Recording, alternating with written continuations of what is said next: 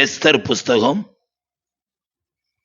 7ஆம் அதிகாரம் 2வது வசனம். இந்த மாதத்தின் வாக்குத்தத்தம். 2ஆம் நாள் விருந்தில் திராட்சரசம் பரிமாறப்படும் போது ராஜா எஸ்தரை நோக்கி, எஸ்தர் ராஜாத்தியே, உன் வேண்டுதல் என்ன? அது உனக்கு கொடுக்கப்படும். நீ கேட்கிற மன்றாட்டு என்ன? நீ ராஜ்யத்தில் பாதி மட்டும் கேட்டாலும் கிடைக்கும் என்றாள். மறுபடியும் நான் வாசிக்கிறேன். ராஜா எஸ்தரை நோக்கி, எஸ்தர் ராஜாத்தியே, உன் வேண்டுதல் என்ன? அது உனக்கு கொடுக்கப்படும். நீ கேட்கிற மன்றாட்டு என்ன? நீ ராஜ்யத்தில் பாதி மட்டும் கேட்டாலும் அது உனக்கு கிடைக்கும். கொடுக்கப்படும், கிடைக்கும். சொல்லுங்க, கொடுக்கப்படும், கிடைக்கும். பதில் கொடுக்கப்படும். ஆமென். தேவைகள் சந்திக்கப்படும். ஆண்டவர் இந்த வார்த்தையின்படியே இந்த 6வது மாதத்துல நாம நினைப்பதற்கு மேலாக காரியங்களை செய்ய போறபடியினால கர்த்தரை ஸ்தோத்திரம் பண்ணுவோம். தோத்திரம் தோத்திரம் தோத்திரம் தோத்திரம் தோத்திரம் தோத்திரம். உட்காரலாம். வாக்குத்தத்தத்தை தியானித்து ஆண்டவருடைய பந்திக்குள்ள கடந்து போக கர்த்தர் நமக்கு உதவி செய்வாராக. இந்த வார்த்தைய, எஸ்தர் ராஜாத்தியே, உன் வேண்டுதல் என்ன? அது உனக்கு கொடுக்கப்படும். நீ கேட்கிற மண்டாட்டு என்ன? நீ ராஜ்யத்தில் பாதி மட்டும் கேட்டாலும் கிடைக்கும் என்றால். வேத புஸ்தகத்துல எல்லா வசனங்களுக்கும் 2 அர்த்தம் உண்டு. ஒன்று எழுத்தின்படியான அர்த்தம், இனி ஒன்று ஆவிக்குரிய அர்த்தம். இப்போ இந்த வார்த்தையை சொன்னவர் 127 நாட்டை ஆளுகை செய்தார்.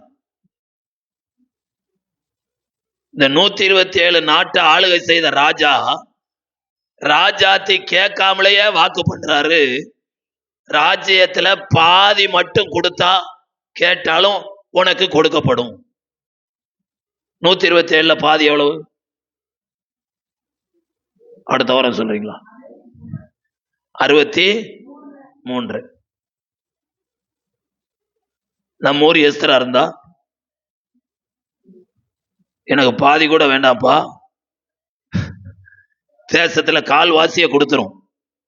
இந்த 127 நாட்டுல நம்ம ஊரும் சேர்ந்து, நம்ம இந்தியாவும் சேர்ந்து கொடுத்துரும், என் பாட்டுல சௌரியமா வாழலாம் அப்படின்னு சொல்லியிருப்பாங்க. ஆனா எஸ்தர் ராஜாத்தி ராஜ்யத்தை கேட்கல, அவ ஆத்துமாக்களை கேட்டா. அல்லேலூயா. என் ஜனம் காப்பாற்றப்பட வேண்டும். என் ஜனத்தின் மேல் ஒரு நிந்தையை நான் எப்படி பொறுத்து கொள்ளுவேன்? அப்படியானால் ஒன்று முக்கியம். எஸ்தர் ராஜாத்திட்ட நாம கற்றுக்கொள்ளக்கூடிய முதல் பாடம் என்ன அப்படின்னு கேட்டீங்கன்னா, இந்த வார்த்தைய கேட்டு அவ என்ன சொல்லணும்? தான் போய் சொல்ல வேண்டிய காரியம், யூத ஜனங்களுக்கு ஒரு பெரிய ஆபத்து வந்திருக்குது, அந்த ஆபத்துல இருந்து அவங்கள தப்பு வைக்கணும், இதுதான் மேட்ரு, அதை சொல்லணும். ஆனா அவ சொல்லும் பொழுது,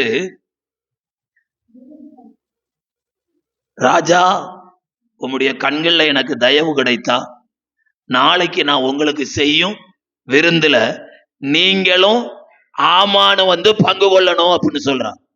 அல்லேலூயா, அல்லேலூயா. இதனுடைய ஆவிக்குரிய அர்த்தம் என்ன அப்படின்னு கேட்டீங்கன்னா, பிரசங்கின் புஸ்தகம் 10ஆம் அதிகாரம் வாசிங்க. பிரசங்கின் புஸ்தகம் 10ஆம் அதிகாரம் 19வது வசனத்தை வாசி.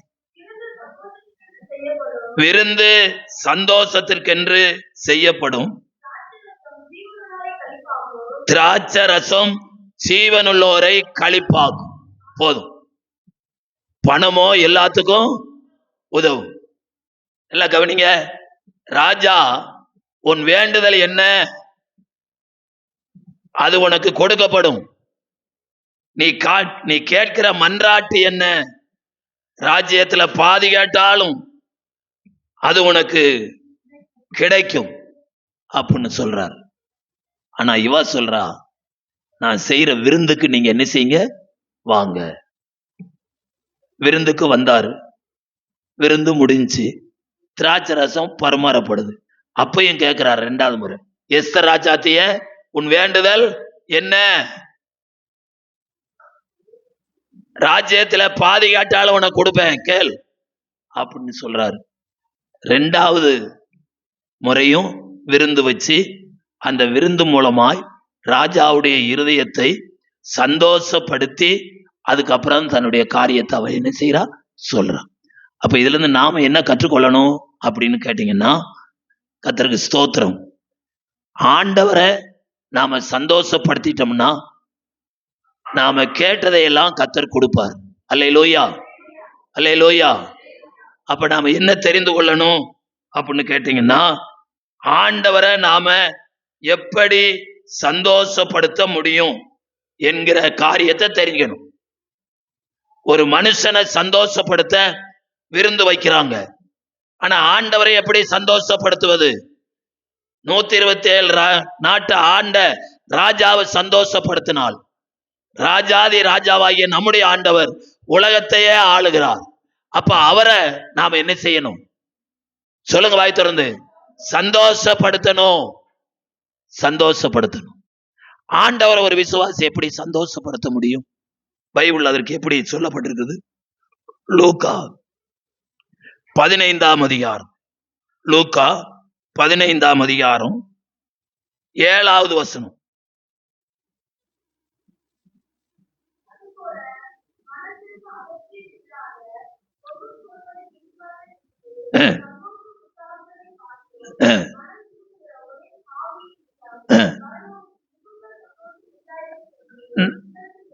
ஆமென், அல்லேலூயா.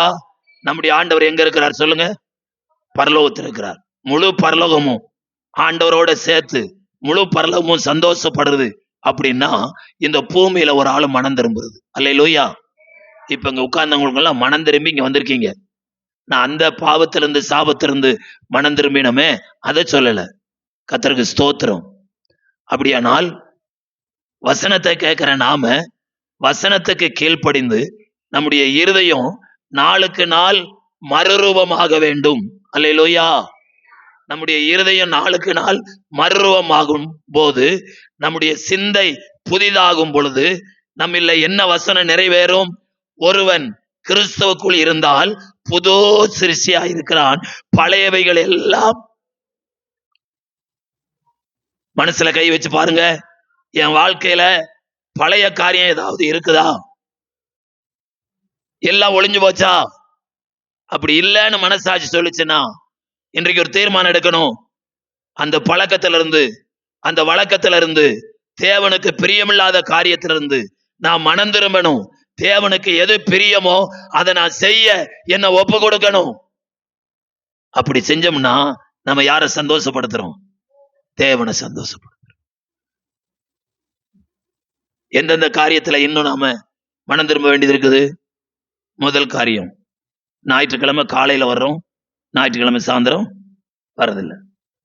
அப்போ இந்த நாள் கர்த்தருடைய நாள். சொல்லுங்க, இந்த நாள் கர்த்தருடைய நாள்.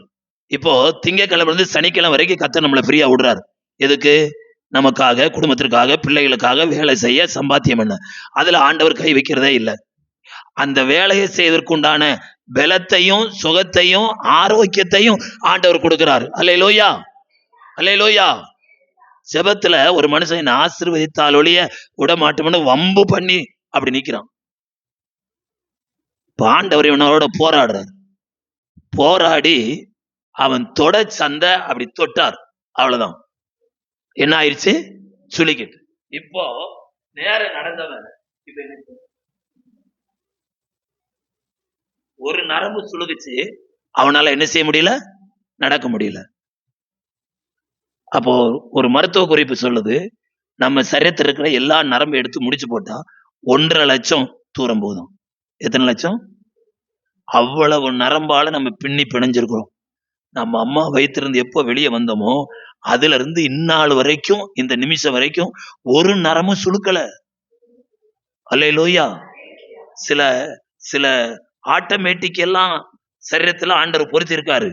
அந்த ஆட்டோமேட்டிக்ல ஒரு மிஷின் கூட தான் வேலையை இதுவரைக்கும் செஞ்சுட்டு வந்திருக்குது. எதுக்குமா ஆஸ்பத்திரி போறீங்கன்னு ஒருத்தட்ட கேட்டேன். லூஸ் மோஸ் அப்படின்னாங்க. அப்ப பாருங்க, வயிற்றுக்கு இருக்கிற மோஷனை டைட்டா கட்டுறதுக்கு ஒரு பகுதியை வச்சிருக்காரு. அது எப்பயுமே டைட்டா தான் இருக்கும். மூளை சொல்லுது கொஞ்சம் வழி விடு அப்படின்னு, அது ஆட்டோமேட்டிக் வழி விடுது. அதுக்கப்புறம் ஆட்டோமேட்டிக்கா நெஞ்சுக்கிடுது, மூடிக்கிடுது. இப்ப வேலைக்கு போகும்போது என்ன ஆகி போச்சு? லூஸ் மோஷன் ஆயிடுச்சுன்னா வேலைக்கு என்ன செய்ய முடியாது? போக முடியாது. நான் உங்களை கேட்கிறேன், இந்த இந்த 5 மாசத்துல எத்தனை முறை எனக்கு லூஸ் மோஷன் வந்ததுனால நான் வேலைக்கு போகலன்னு சொல்லியிருக்கீங்க? இல்ல. அப்ப ஆண்டவர் நம்ம மேல எவ்வளவு கரிசனையா இருந்தாரு. அல்லேலூயா, அல்லேலூயா, ஆமென். அப்போ இவ்வளவு காரியங்களை செய்த ஆண்டவர் நம்ம கிட்ட எதிர்பார்க்கிறது, என் ஜனங்கள் என்னை துதிப்பார்கள். அப்ப வாரத்தின் முதல் நாள் அது கர்த்தருடைய நாள், அது கர்த்தருக்கு சொந்தமான நாள். அதை நம்ம வஞ்சிக்க கூடாது, அதை நம்ம திருடக்கூடாது. அந்த நாளை அவருக்குன்னே கொடுத்துடணும். அல்லேலூயா, ஆமென். எனக்கு ஞாபகப்படுத்துறார் ஆண்டவர், முதல் இஸ்ரவேலில சவுல் என்பவனை ராஜாவாக ஏற்படுத்தினார். கொஞ்ச நாள் கழிச்சு அவரே சொல்றாரு, சவுல என் ஜனங்கள் மேல அதிபதியா வச்சதுக்காக நான் மனஸ்தாபப்படுறேன் அப்படின்னாரு. பாருங்க, தேவனை சந்தோஷப்படுத்தக்கூடிய ஒரு ராஜா இப்ப தேவனை என்னஞ்சிட்டாரு? துக்கப்படுத்திட்டாரு. அப்ப ஏன் தேவன் துக்கப்பட்டார் அப்படின்னா, அமலேக்கியரை முற்றிலும் அழிச்சிரு. அமலேக்கியரை ஆடு மாடு இதெல்லாம் வளர்ப்பாங்க, அதெல்லாம் பார்க்காத, அதையும் சங்கரித்திரு அப்படின்னு சொன்னாரு. சரின்னு சொன்னான். இப்போ சாமுவேல் தீர்க்கதரிசி வர்றான். கர்த்தர் சொன்னபடி செய்தீங்களா ஐயா? செஞ்சுட்டயா அப்படிங்கிறான். அந்நியாரமே என்ன கத்துது? ஆடு கத்துது, மாடு கத்துது. எப்பா எல்லாத்தையும் சங்கரிக்க சொன்னாரு. உடனே இவர் சொல்றாரு, இல்ல, நம்முடைய தேவனாகிய கர்த்தருக்கு பலியிட நேர்த்தியான விலைகளில் சிலதை நான் ஒதுக்கி வச்சிருக்கேன். பிசாசின் பிள்ளைங்க கையில இருக்க எடுத்து எனக்கு நீ பலி செலுத்த வேண்டாம். நான் சொன்னது அமலேக்கியரே அவங்களுக்கு உண்டான எல்லாவற்றையும் சங்கரிச்சு போடுன்னாரு. அதை செய்யல. அவன் ஆண்டவர் மனசு துக்கப்படுத்தினான். இந்த காலை வேளையில இந்த வார்த்தையை கேட்டிருக்க கர்த்தருடைய பிள்ளைகளாகிய நாம தேவனை சந்தோஷப்படுத்த, தேவனுக்கு பிரியமில்லாத காரியத்திலிருந்து மனம் திரும்பணும். 1. 2வது, தேவனை சந்தோஷப்படுத்த அவருடைய கட்டளைகளுக்கும் கற்பனைகளுக்கும் நாம என்ன செய்யணும்? கீழ்ப்படியணும். அவருடைய கற்பனைகளுக்கும் கட்டளைகளுக்கும் கீழ்ப்படியதுக்கு முன்னாடி அவருடைய வார்த்தை 100க்கு 100 உண்மை அப்படிங்கிறத விசுவாசிக்கணும். அல்லேலூயா. வானமும் பூமியும் ஒளிஞ்சு போகும், என் வார்த்தை என்ன செய்யாது? ஒளியாது. நீதிமான் தன் விசுவாசத்தினால பிழைப்பான். ஆண்டவர் நம்மளை நடுத்தரல விட மாட்டார். நான் அவர் மேல விசுவாசமா இருக்கிறேன், நான் பிழைப்பேன். உலகம் என்ன பிழைக்க முடியாது அப்படின்னு சொல்லும். என் கண்ணு என் சூழ்நிலையை பார்த்து நம்ம பிழைக்க முடியாதுன்னு சொல்லும். ஆனா என் விசுவாசம் சொல்லுது, நீதிமான் தன் விசுவாசத்தினால பிழைப்பான். அப்படி பிழைப்பாம்னா ஆண்டவருக்குரிய எந்த காரியத்தையும் நம்ம வஞ்சிக்கவே கூடாது. தேவன் நமக்குரியத சுகத்தை கொடுத்தார், பலத்தை கொடுத்தார், ஆரோக்கியத்தை கொடுத்தார், வேலையை கொடுத்தார், சம்பாத்தியம் பண்ணக்கூடிய பலனை கொடுத்தார். அந்த சம்பாத்தியத்தை வீண் செலவாகாதபடி பாதுகாத்தார். சில வீடுகள்ல 15ஆம் தேதிக்கு மேல பக்கத்து வீட்டுல வாங்கக்கூடிய சூழ்நிலை உருவாகுது. அது ஏன்? தேவன் சொன்னார், நான் உன் கையின் பிரயாசத்தை என்ன செய்வேன்? ஆசீர்வதிப்பேன். அதை நம்ம நம்பணும். நான் செய்யற வேலை சாதா வேலையா இருக்கலாம், சின்ன வேலையா இருக்கலாம். ஆனா நான் செய்யற வேலையை என் தேவன் ஆசீர்வதிப்பார்னு சொல்லி இருக்கிறார். அதை நான் நம்பும் பொழுது எங்கள் மூலமாய் கேள்விப்பட்டதை எங்கள் மூலமாய் கேள்விப்பட்டதை விசுவாசிக்கத்தக்கவன் யார்? விசுவாசித்தவளே பாக்கியவதி. அப்ப நீங்களும் நானும் கர்த்தருடைய பிள்ளைகள் ஆகிய நாம ஆண்டவருடைய வாக்குத்தத்தங்களை, ஆண்டவருடைய வசனங்களை நாம நம்பும் பொழுதுதான் அந்த வார்த்தைக்கு கீழ்ப்படியக்கூடிய தன்மையை கொடுப்பார். அல்லேலூயா. உன் போக்கிலும் வரத்திலும் நான் உன்னை என்ன செய்வேன்? பாதுகாப்பேன்னு ஆண்டவர் வாசனத்துல வாக்கு பண்ணியிருக்காரு. போகும்போது வரும்போது மற்ற ஜனங்களை போல என்ன செய்யக்கூடாது, பயப்படக்கூடாது. அங்க வருது நாய். ஒரு மாடு 2 கொம்பு வச்சுட்டு அந்த பக்கம் நிக்குது, இந்த பக்கம் நிக்கிறவங்க பயப்பட. நான் நம்மள சொல்லல, உலகத்து மக்களை சொல்றேன். அல்லேலூயா. நம்ம பாட்டு சிங்கத்தின் மேல நான் பாம்பின் மேல என்ன செய்வேன், நடந்து போவேன். அதுதான் நம்முடைய விசுவாசம். அப்படியானால் கர்த்தருடைய பிள்ளைகளாகிய நாம இன்றைக்கு எஸ்தர் ஆகாசுவர் ராஜாவை சந்தோஷப்படுத்தினதுனால என்ன நடந்து தெரியுமா? ஆகாஸ் ராஜா அவருக்கு விஷயம் தெரியல, ஒருத்தனை முழுக்க நம்பி தனக்கு அடுத்த ஆளா வச்சிருந்தார். அவனுக்கு பேரு ஆமான். நான் ஆமான எனக்கு அடுத்தவனா வச்சிருக்கிறேன், அவன் அரண்மனையில் உள்ள யாரு பார்த்தாலும் என்ன செய்யணும், அட்டென்ஷன் அப்படி என்ன அடிக்கணும், கணம் பண்ணணும், சல்யூட் பண்ணணும். ஆனா மொர்தெகாய் ஒரு யூதன், படத்துக்கு முன்னாடியோ சிலைக்கு முன்னாடியோ ஒரு மனுஷனுக்கு முன்னாடியோ தன்னுடைய தலையை என்ன செய்ய மாட்டான், தாழ்த்த மாட்டான். அவனை கொன்னு போட்டா கூட செத்துருவான வழிய இந்த காரியத்தை மாத்திரம் செய்ய மாட்டான். நியாயப்பிரமாணத்துக்கு அப்படியே கீழ்ப்படுகிறவன் தான் ஒரு யூதன். அல்லேலூயா, ஆமென். இப்போ எல்லாரும் சல்யூட் அடிக்கிறாங்க. இவன் உட்கார்ந்த மணிக்கு இருக்கான், நின்ன மணிக்கு இருக்கான். அவன் யூதன் என்று அறிந்த பிற்பாடு அவன் நிமித்தமா முழு யூதனையும் 127 நாட்டுல வாழக்கூடிய முழு யூதனையும் கொன்று குவிக்கும்படியா ராஜாவிடத்துல தந்திரமாய் பேசினான். ராஜா முத்திர மோதத்தை எடுத்து கழட்டி கொடுத்தான். ராஜா எழுதுது போல் லெட்டர் எழுதினான், 120 சீல் வச்சான், 120 நாட்டுக்கு அனுப்பிவிட்டான். இப்பொழுது யூதர்களுக்கு ஒரு பெரிய ஆபத்து, யூதர்களுக்கு என்ன வந்திருக்குது, ஒரு பெரிய ஆபத்து வந்திருக்குது. இந்த ஆபத்துல என்ன செய்தார்கள் என்று சொன்னால், இந்த ஆபத்து முதல்ல யாருக்கு தெரிஞ்சது, அரண்மனைக்கு வெளியே இருக்கிற மொர்தெகாய்க்கு தெரிஞ்சது. தெரிஞ்ச உடனே சட்டையை கிழிச்சு சாம்பலை தலையில போட்டு கோணிய கட்டிக்கிட்டு திருவெல்லாம் அலறான். ஐயோ என் ஜனங்கள் அழிக்கப்பட போகிறார்களே என்று அரண்மனை வரைக்கும் வந்துட்டான். அரண்மனைக்குள்ள தலையில சாம்பலை போட்டு இடுப்புல கோணிய கட்டிட்டு யாரும் அரண்மனைக்குள்ள என்ன செய்ய முடியாது, வரக்கூடாதுங்கிற சட்டம் இருக்கு. அப்படியானால் ஒரு ஆள்கிட்ட செய்தியை சொல்லி அனுப்புறான். அந்த அம்மா அங்கிருந்து எட்டி பாக்குறாங்க. ஐயோ சித்தப்பா என்ன கோணிய கட்டிட்டு இருக்கிறாரு, மேல் சட்டை இல்ல தலையில போட்டிருக்காரு. அந்த அம்மா நினைச்சுக்கிடுச்சு துணிமணி இல்ல போலுக்கோ அப்படின்னு புது ட்ரெஸ்ஸை வாங்கி அனுப்புச்சு. ஆமா அதை பார்த்தியம்மா, இது இந்த ட்ரெஸ் மாத்திர காரியம் இல்ல, யூத ஜனங்களுக்கெல்லாம் ஆபத்து. 127 நாட்டுல உள்ள யூதர்களை கொன்று குவிக்க போறாங்க. ராஜாவுடைய சட்டம் எல்லாம் பாஸ் ஆயிருச்சு. இப்போ ஒரே ஒரு வழி உண்டு, உனக்கு ராஜா மேன்மை கிடைச்சிருக்கு. யாருக்கு தெரியும், ஆண்டவர் உன்னை கொண்டு யூத ஜனங்களை காப்பாற்ற போகிறார். ஆகவே நீ போய் ராஜாவிடத்துல விண்ணப்பம் பண்ண வேண்டும். அவ சொல்றா, ஐயா ராஜாவிடத்துல விண்ணப்பம் பண்றது பெரிய காரியம் இல்ல, ராஜா இந்த அரண்மனைக்கு வந்ததை இந்த நாள் வரைக்கும் என்ன அவரை அழைக்கவில்லை. இந்த சட்டம் என்ன சொல்கிறது, ராணியா இருந்தாலும் ராஜா அழைக்கப்படாவிட்டால் ராஜ சமூகத்துல யாரும் என்ன செய்யக்கூடாது, வர முடியாது. அப்போ மொர்தெகாய் சொல்லி அனுப்புறான், இந்த காலத்துல நீ மௌனமா இருந்தால் யூதருக்கு ரட்சிப்பு வேறு ஒரு இடத்திலிருந்து வரும். அப்பொழுது நீயும் உன் தகப்பன் வீட்டாரும் என்ன செய்வீர்கள், அழிவீர்கள். அப்பொழுது எஸ்தர் ராஜாத்தி சொல்கிறாள், நானும் என் தோழிகளும் அரண்மனைக்குள்ளே உபவாசம் பண்ணுகிறோம், அரண்மனைக்கு வெளியே நீங்களும் யூதர்களும் 3 நாள் உபவாசம் பண்ணுங்கள், நான் செத்தாலும் சாகிறேன், ராஜாவிடத்துல சட்டத்தை மீறி பிரவேசிப்பேன் என்று சொன்னவள் 3 நாள் செபத்திற்கு பிற்பாடு அவள் ராஜாவிடத்திலே போகிறான். வாசிங்க 3ஆம் அதிகாரத்தை 8-9.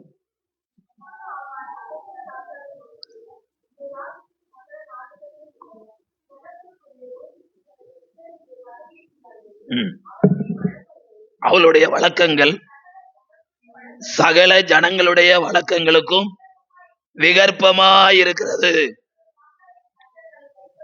ராஜாவின் சட்டங்களை கை கொள்கிறதில்லை. இப்படி விட்டக்கூடாது அப்படின்னு கொன்று குவிக்க திட்டம் தீட்டிட்டான். இது அறிஞ்ச மொர்தெகாய் உபவாசம் பண்ணும்படியாய் அவன் எத்தனிக்கிறான். இந்த உபவாசத்தை எஸ்தருக்கு சொல்லுகிறான். எஸ்தரும் உபவாசிக்கலாம் என்று சொல்லுகிறார். 4ஆம் அதிகாரம் 16, 17 வாசிங்க.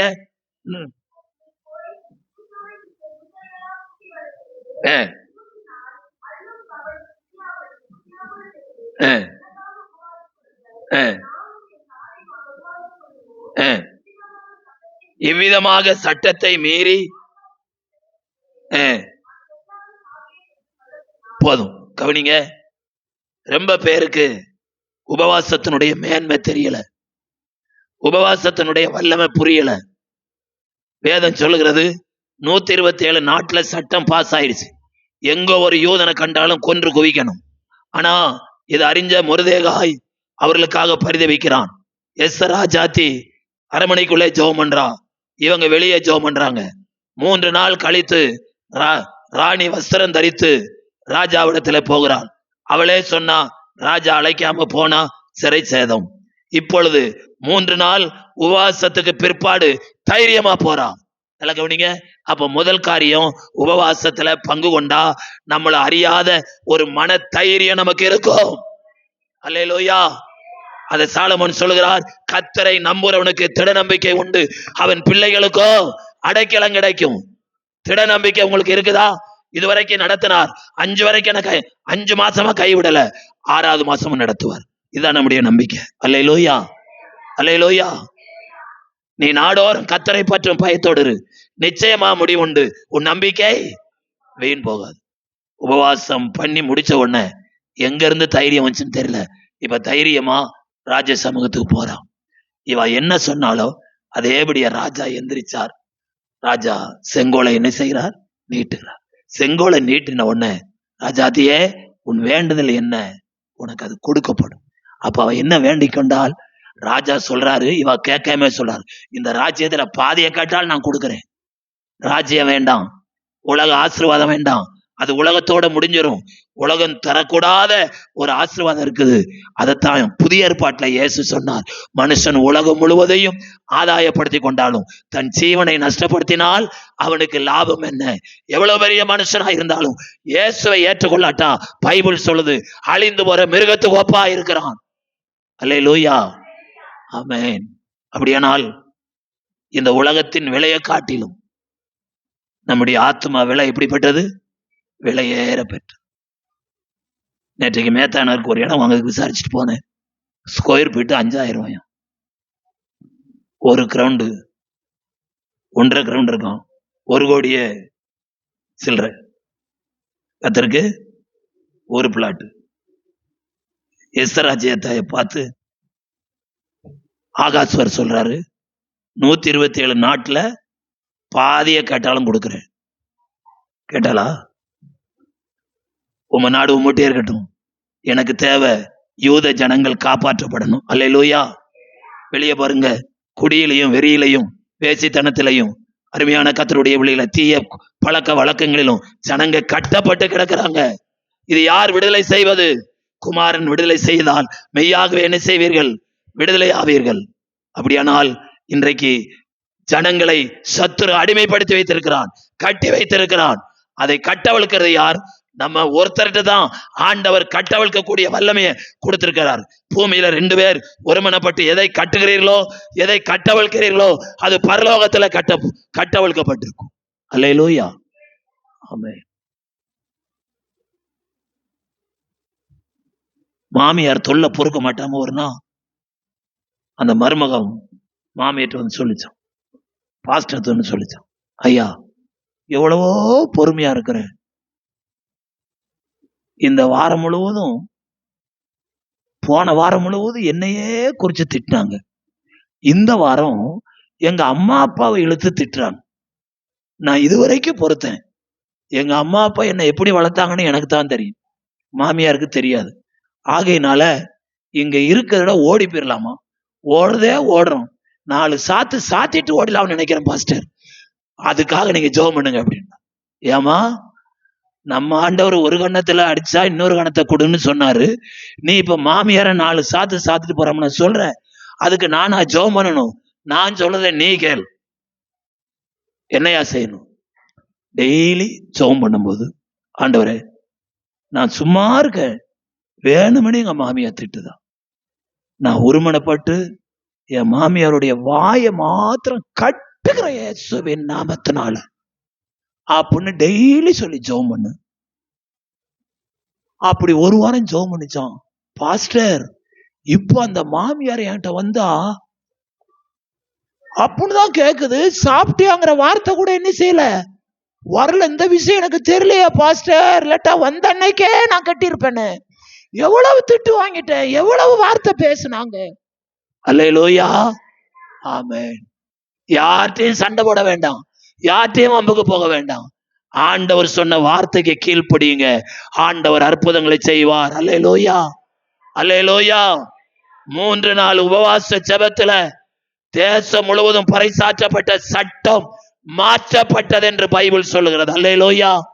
உங்க குடும்பத்துல என்ன காரியத்தை மாற்றணும், உங்க வீட்டுக்காரத்தை என்ன காரியத்தை மாற்றணும், உங்க பிள்ளைகளுடைய வாழ்க்கையில என்ன காரியம் மாற வேண்டும், நீங்க ஒன்னும் செய்ய முடியாது. நீங்க என்ன செஞ்சாலும் மாற மாட்டோம். தோத்துரும். ஒரு அம்மா சொன்னாங்க, குடிச்சிட்டு வந்து அடிப்பாரியா. அடி தாங்க மாட்டாம அழுவேன். பக்கத்து வீட்டுக்காரங்கெல்லாம் வந்து பார்ப்பாங்க, செத்துடலாமான் இருக்கும். கடைசியா நேற்றுக்கு வந்து அடிச்ச அடி உங்க வீட்டு அடி எங்க வீட்டு அடி இல்ல, மாட்டு அடிச்சது போல அடிச்சாரு. அப்படியே உட்கார்ந்து தோத்துறான் அமைதியா இருந்து. ஏண்டி நேற்றுக்கு அடிச்சா அழுத, இன்னைக்கு அடிச்சா அழுகாம இருக்கு அப்படின்னு அடிக்கிறாரியா. அல்லேலூயா. நீங்க தானே சொன்னீங்க அடிச்சா கம்முன்றமா தோத்துறமா. ஏன் அடிக்கிறன்னு கேட்டாலும் அடிக்கிறாரு, கம்முன்றதாலும் என்ன செய்யறாரு, அடிக்கிறாரு. அப்ப என்ன செய்யணும், இயேசுவின் நாமத்தினால அந்த கைய கட்டுற அப்படின்னு சொல்லு. இயேசுவின் நாமத்தினால என்ன அடிக்காதபடி அந்த கையை என்ன செய்யற, கட்டுறேன் அப்படின்னு சொல்லு. அடுத்த வாரம் ஃபுல் போதையில வந்திருக்காரு. எப்பயுமே குழம்பு சரியில்லை, உப்பு சரியில்லைன்னா சொல்றது இல்ல, அப்படியே பிளேட் எடுத்து அப்படி மூஞ்சில உள்ள மாதிரி என்ன செய்யறவரு, எரியறவர். அன்னைக்கு பிளேட்டை எடுத்தாரு, அப்படியே நிக்குது. இந்த அம்மா இப்ப நம்ம முகத்துல எரிவாருன்னு பாக்குது, அப்படி என்ன செய்யுது, நிக்குது. நான் சொல்றேன், சபையில சொன்ன சாட்சி, கட்டுக்கதையை சொல்லல. நமக்கு தேவனுடைய வல்லமையை இன்னும் சில நேரம் அறியாம இருக்கிறோம். அல்லேலூயா, ஆமென். எஸ்தர் ராஜாத்தி உபவாசத்தினுடைய வல்லமையை தெரிஞ்சா 3 நாள் உபவாசம் பண்ணி ராஜ சமூகத்துல போகும் பொழுது ராஜா எழுந்திருந்து செங்கோலை நீட்டினார். உன் வேண்டுதல் என்னன்னு விசாரித்தார். உங்களை கர்த்தர் விசாரிக்கணுமா? உபவாச ஜெபத்துல தாங்கி பாருங்க, உட்கார்ந்து பாருங்க, உபவாசம் பண்ணுங்க. ஆண்டவர் உபவாச ஜெபத்துக்கு உடனடியா பதில் கொடுக்கிறார். வேதத்துல யாரெல்லாம் உபவாசித்து ஜெபித்தார்களோ அவருடைய ஜெபத்தை எல்லாம் கர்த்தர் கேட்டார். அல்லேலூயா, அல்லேலூயா.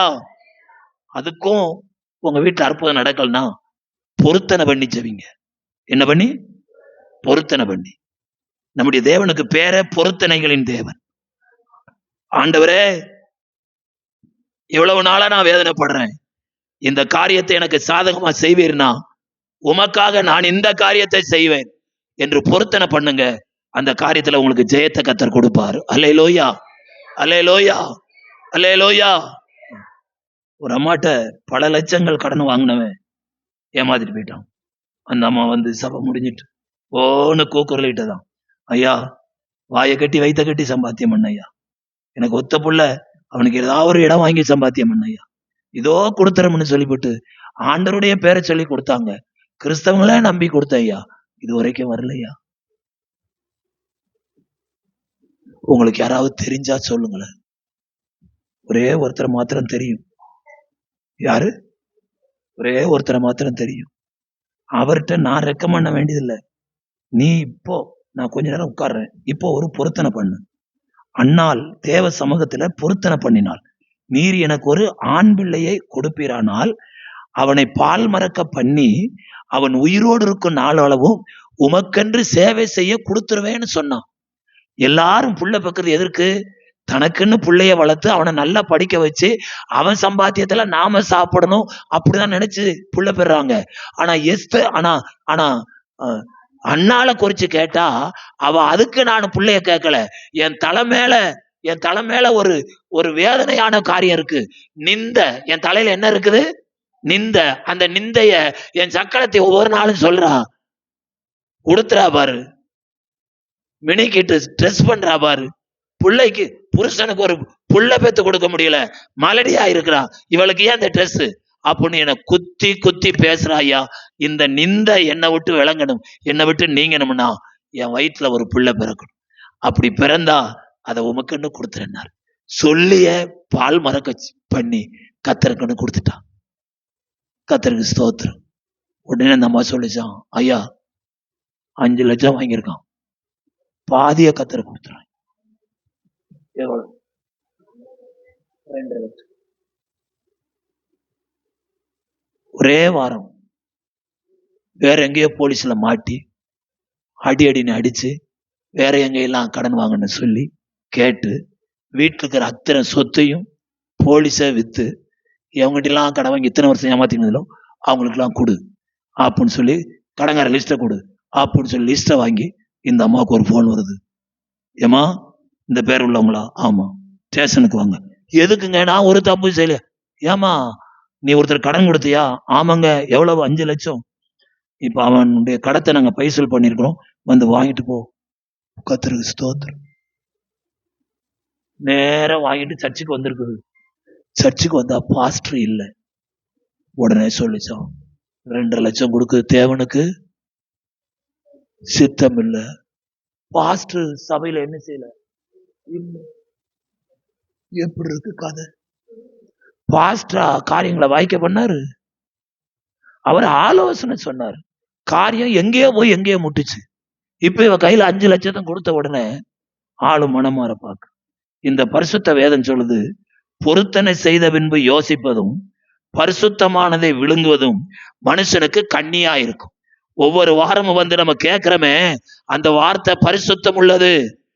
பொன்னிலும் விலையேற பெற்ற வார்த்தைய நம்ம உட்கொண்டுகிட்டு இருக்கிறோம். அதுக்கு கீழ்ப்படிஞ்சு அதன்படி நடக்காட்டா நமக்கு அது கண்ணியா மாறிடும். தேவனிடத்துல எதை சொன்னமோ அதை நம்ம செய்யணும். அப்படி செய்யாட்டா அது கண்ணியா மாறிடும். ஆகவே எஸ்தர் ராஜாத்தி ஆண்டவரிடத்துல ராஜாவிடத்துல கேட்ட விண்ணப்பத்தின்படியே அவள் எந்திரித்து செங்கோலை நீட்டி தொட்டு ஆண்டவருடைய காரியத்தை கேட்கிறார். அவள் சொல்கிறார், நாளைக்கு இன்னொரு விருந்து வைக்கப்படும். அப்போ ஒரு முறை அல்ல, 2 முறை ராஜாவை சந்தோஷப்படுத்தினாள். 2 முறையும் கேட்கிறாள், உன் வேண்டுதல் என்ன? 2வது முறை தான் சொல்றான். நல்லா கவனிங்க. எடுத்த உடனே நம்ம தேவையில்லை என்ன செய்யக்கூடாது. அதுக்கு நல்ல உதாரணம் ஆண்டவர் சொல்லி கொடுத்த ஜெபம். சொல்லுங்க, பரமண்டருக்கு இருக்கிற எங்கள் பிதாவே உம்முடைய நாமம் பரிசுத்தப்படும். அப்ப என்ன? கொஞ்ச நேரம் தோத்திரம் தோத்திரம் தோத்திரம் தோத்திரம் தோத்திரம். ஆண்டவரே, நீர் கொடுத்த பாதுகாப்புக்காக, நீர் கொடுத்த வேலைக்காக, வருமானத்துக்காக, பிள்ளைகளுக்காக, உத்தியோகத்துக்காக தோத்திரம் தோத்திரம்னு நல்லா கத்தரை துதிக்கணும். அதுல கத்தர் சந்தோஷப்படுறார். என் பிள்ளை நான் செய்த ஒரு நன்மையை சொல்லி சொல்லி துதிக்குத. அப்ப இவளை நம்பி 1000 நன்மை செய்யலாம். அல்லேலூயா, அல்லேலூயா. ஒருத்தர் அவசரமா ஜெபிக்க கூப்பிட்டார். அவரை என் வண்டியில எடுத்துட்டு போனேன். திடீர்னு என் தோல்ல பட்டு பட்டுன்னு அடிச்சாரு. என்னையா? ரைட்ல திரும்புங்க, ரைட்ல திரும்புங்கன்னாரு. ரைட்ல சின்ன சந்து, திரும்புங்க ஐயா அப்படின்னாரு. திருப்பிட்டு கீழே உட்காந்துட்டு, என்னையா அநியாயம், இதுவரைக்கும் 6 மாசம் ஆயிடுச்சு அந்த ஆள்கிட்ட கொடுக்காம நான் ஒளிஞ்சிட்டு திரியிறேன், அவன் எதிர வர்றான், அவனுக்கு நேரம் போறீங்களே என்னார். ஆண்டவருக்கு மகிமை உண்டாகட்டும். நல்லா கவனிங்க. நம்ம சபையில வந்து சாட்சி சொன்ன ஒரு பிராமின் குடும்பம், கடத்தினால மீட்கப்பட்டு ரட்சிக்கப்பட்டவங்க. டி நகர்ல அவங்க கிறிஸ்துமஸ் அன்னைக்கு பிள்ளைக்கு ஒரு துணி எடுக்க போனாங்களாம். ரெங்கநாதன் தெருவில் நின்றுகிட்டு இருக்காங்களாம். அந்த கடன்காரன் நேரம் வர்றானா. அதுக்கு முந்தின வாரம் வீட்டுல வந்து தூசணமா பேசிட்டு, அடுத்த முறை நான் வரும்போது நீ கடனை கொடுக்கல, உன் மான கப்பல்ல ஏறும் அப்படின்னு சொல்லிட்டு போனானா. அந்த ஆளு டீ நகர்ல இது வர்றானா. ஏசப்பா நீதான்ப்பா காப்பாத்தணும், எலியா செபிச்சது போல செபிக்கிறவ கண்ணை கட்டுறாண்டவரே அப்படின்னு கண்ணீரோட சொன்னாங்களாம். நேரம் வந்தவன் அவன் பாட்டுல போய்கிட்டு இருக்கானா. இவங்க பக்கமே என்ன செய்யலையா, திரும்பலமா. வெக்கப்பட்டு போவதில்லை, வெக்கப்பட்டு போவதில்லை. அவர்கள் அவரை நோக்கி பார்த்து பிரகாசம் அடைந்தார்கள். அவர்கள் முகங்கள் என்ன செய்யவில்லை, வெக்கப்படவில்லை. எந்த சூழ்நிலையானாலும் கர்த்தர் அவருடைய பிள்ளைகளை விட்டு கொடுக்கவே மாட்டார். தேவ பிள்ளைகளே, தேவனுடைய பிள்ளைகளாகிய நாம இன்னைக்கு எந்த சூழ்நிலையில் இருந்தாலும், இந்த சூழ்நிலைய தேவன் தவிர மனிதரால ஒன்றும் செய்ய முடியாது அப்படிங்கிற அந்த சூழ்நிலை இருக்கும்ல. இன்னைக்கு உபவாசத்துக்கு முக்கியத்துவம் கொடுப்போம். தேவ சமூகத்தில் அமர்ந்து அவரை தேடுவோம். எஸ்தர் அவளை தேடி ராஜாவை பார்த்தார். ராஜாவுடைய கண்கள்ல தயவு கிடைத்தது. 2வது நாளும் கேட்டார். தன்னுடைய பிரச்சனையை சொன்னால் கர்த்தருக்கு ஸ்தோத்திரம். அதே ராஜா மோதிரத்தை கலட்டி மொர்தெகாய்ட்ட கொடுக்குறான். நீங்க எப்படி எழுதணுமோ எழுதி முழு தேசத்துக்கு அனுப்புங்க. வேகமா போனார்களாம். கர்த்தருக்கு ஸ்தோத்திரம். இந்த புஸ்தகத்துல ஒரு வசனம் இருக்குது, எடுத்து வாசிங்க. காரியம் மாறுதலாய் முடிந்தது. காரியம் மாறுதலாய் முடிந்தது. ஆமா சொல்லுங்க. அவர்களை மேற்கொள்ளலாம் என்று நம்பினார்களே, அந்நாளில் தானே யூதரானவர்கள் தங்கள் பகைஞரை மேற்கொள்ளும்படி காரியம் மாறுதலாய் முடிந்தது. அல்லேலூயா, அல்லேலூயா. கர்த்தருடைய பிள்ளையே, உங்க வீட்டுல என்ன காரியம் மாறுதலா முடியணும், உங்க வாழ்க்கையில என்ன காரியம் மாறுதலா முடியணும், உங்க சம்பாத்தியத்துல என்ன மாறுதலா வேண்டும், உங்க பிள்ளைகள் காரியத்துல என்ன மாறுதல் வேண்டும், அதை ஆண்டவரால செய்ய முடியும். அல்லேலூயா. அரண்மனையில மாத்திரம் 500 பேரை கொன்றாங்க.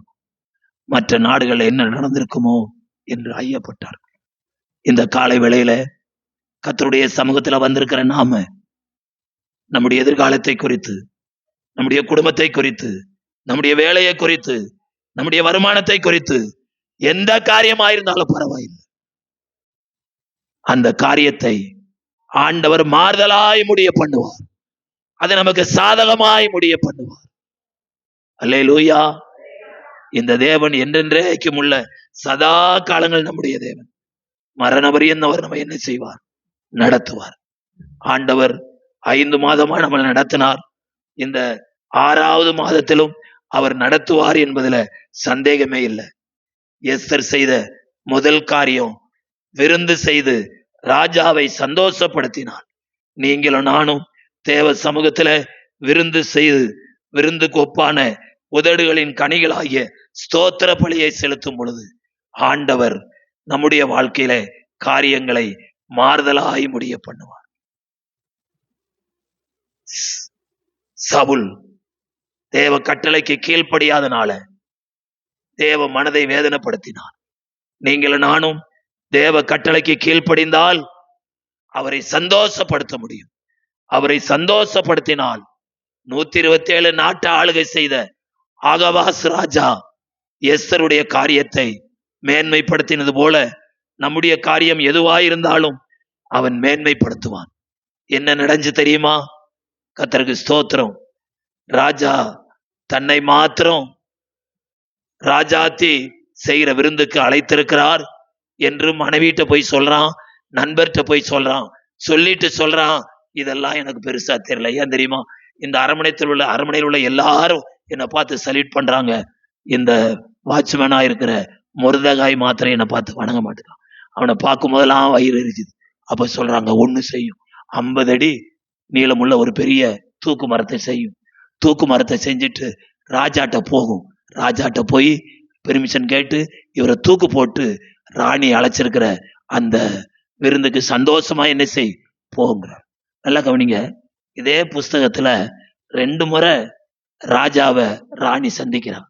சந்திச்ச உடனே உன் வேண்டுதல் என்ன அப்படின்னு தான் கேட்டார். வேற வார்த்தை கேட்கல. ராஜாவை யாரு சந்திக்க போனாலும் என்ன வேணும், உன் பிரச்சனை என்ன அப்படின்னு தான் கேட்பார். ஆனா அன்னைக்கு ராத்திரி தூக்கம் வராதனால 2 காரியத்தை செய்வாங்களா. ராஜாவுக்கு தூக்கம் வராட்டான். பாடகர் குழுவினர் கூப்பிடுவாங்களாம், வாத்திய கருவியை வாசிப்பாங்களாம், நடனம் ஆடுவாங்களாம். அதை பார்த்துட்டு ராஜா அப்படியே தூங்கிடுவார். அப்படி இல்லைன்னா அன்றாட என்ன உலகத்துல நடந்தது அப்படிங்கிற 4ஆம் புஸ்தகத்தை வாசிப்பாங்களாம். அன்றைக்கு பாடகர் குழுவினர் அழைக்கல ராஜா, 4ஆம் புஸ்தகத்தை எடுத்து சொன்னார். 4ஆம் புஸ்தகத்துல என்ன இருந்துச்சு, ராஜாவை வர்ம வைத்து கொள்ளும்படியா 2 பேர் எத்தனைத்தாங்க. அந்த செய்திய மொர்தெகாய் ராஜாத்திட்டு சொன்னான். ராஜா மொர்தெகாயின் பேரில ராஜா ராணி ராஜாட்ட சொன்னான். அதை விசாரித்த பொழுது உண்மை என்று கண்டார். அவர்கள் 2 பேரும் தூக்கில் இட்டார்கள் அப்படின்னு வாசிட்டு வர்றான். நிறுத்து. அந்த சொன்னவனுக்கு வெகுமானம் கொடுக்கப்பட்டதா, கணம் பண்ணப்பட்டதா? இல்ல ராஜாவே அப்படின்னு சொல்லிக்கிட்டு இருக்கிறாரு, கேட்டுக்கிட்டு இருக்கிறாரு. வாசக்கதவுல வந்து ஒருத்தர் நிக்கிறான். யார் முற்றத்துல நிக்கிறது? ஆமான் நிக்கிறான். வர சொல்லு உள்ள. ஆமான் வந்து நிக்கிறான். ஆமான்ட்ட என்ன கேட்கணும்? ஆமான்ட்ட என்ன கேட்கணும்? ராஜாட்ட வந்து நிக்கிறான்.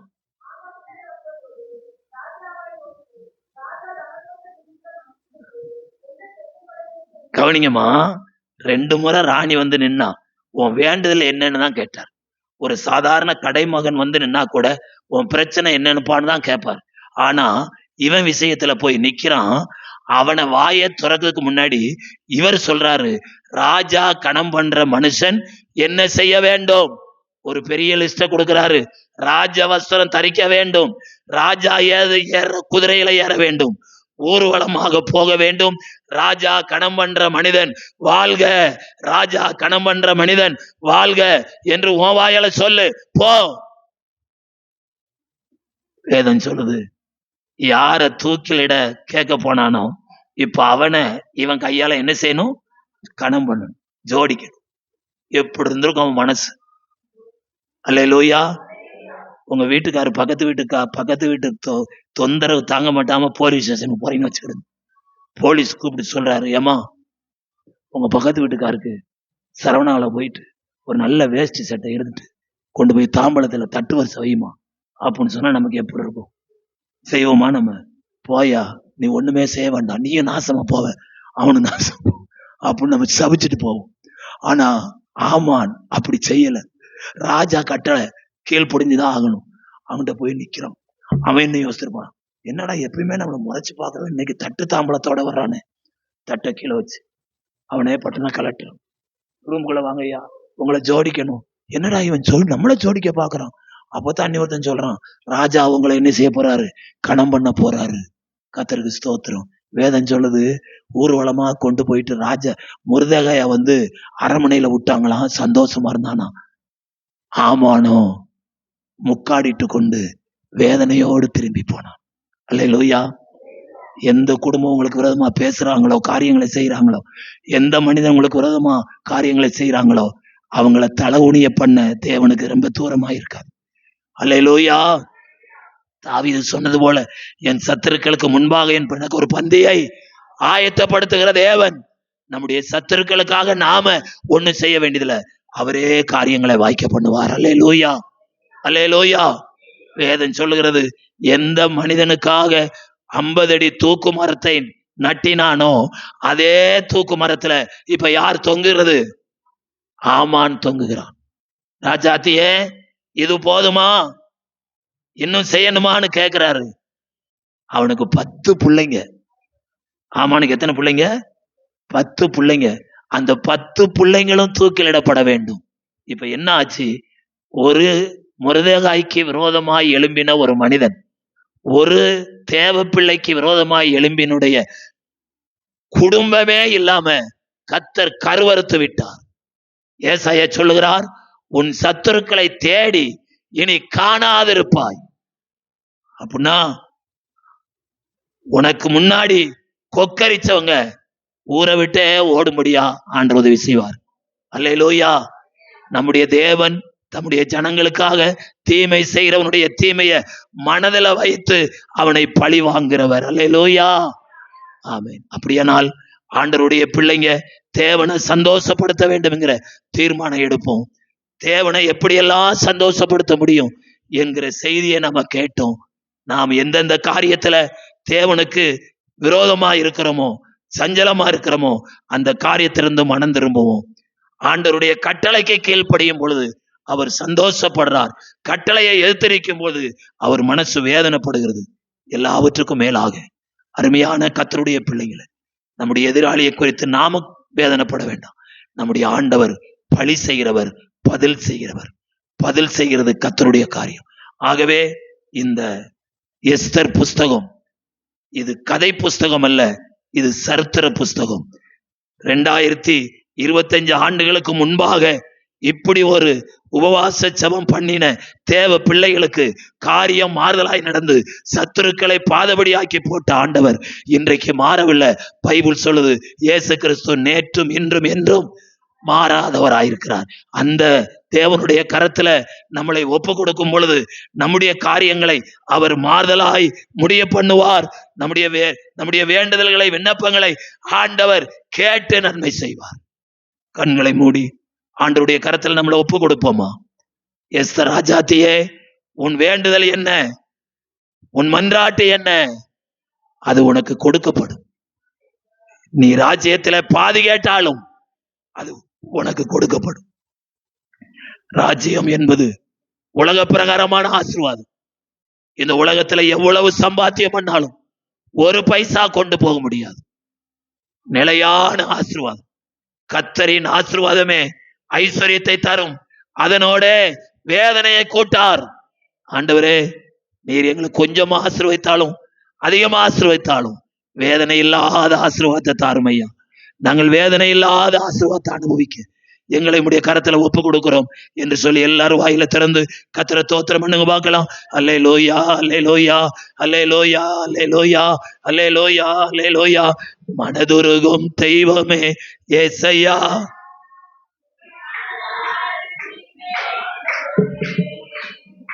மனதுருகும்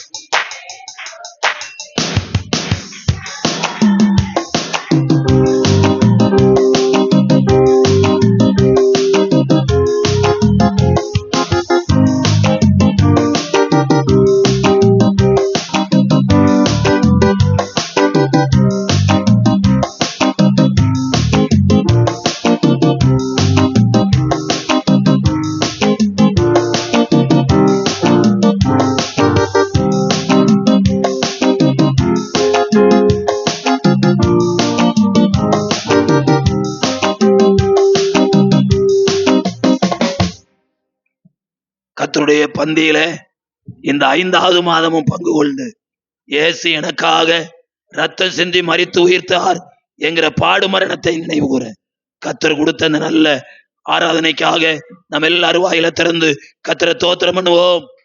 தோத்திரம், தோத்திரம், தோத்திரம், தோத்திரம். அல்லே, முதல் ஞாயிற்றுக்கிழமையில வந்து நாங்கள் உடைய வாக்குத்தத்த வசனங்களை பெற்றுக்கொண்டு கர்த்தருடைய பந்தியில பங்கு கொண்டு உம்முடைய நாமத்தை மகிமைப்படுத்த நீர் எங்களுக்கு கொடுத்த அந்த நல்ல ஆராதனைக்காக நன்றி செலுத்துகிறோம்.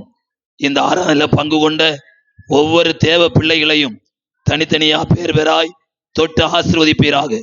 இந்த வாரம் முழுவதும் நன்மையும் கிருபையும் பின்தொடர கர்த்தர் உதவி செய்யுங்க. பிள்ளைகளுடைய வேலை ஸ்தலத்துல போய்க்கில வரத்துலாம் கர்த்தர் பாதுகாத்து கொள்ளுங்க. இன்றைக்கு பிரதிஷ்டை பண்ணின பிள்ளையை கர்த்தருடைய கரத்துல ஒப்பு கொடுக்கிறோம். ஆசீர்வதியும், நல்ல வளர்ச்சியை தாரும், சுகபலனை தாரும், தீமைகளுக்கு விலைக்கு பாதுகாத்து கொள்ளும். இந்த ஆராதனையில பங்கு கொண்ட அத்தனை தேவ பிள்ளைகளையும் தனித்தனியா பேர்வராய் தொட்டு ஆசீர்வதிப்பீராக. இயேசு கிறிஸ்துவின் நாமத்துல ஜெபிக்கிறோம் நல்ல பிதாவே, ஆமென். என் ஆத்துமாவே கர்த்தரை தோத்திரி, தோத்திரி. என் ஆத்துமாவே கர்த்தரை தோத்திரி, அவர் செய்த சகல உபகாரங்களையும் மறவாதே. ஆமென்.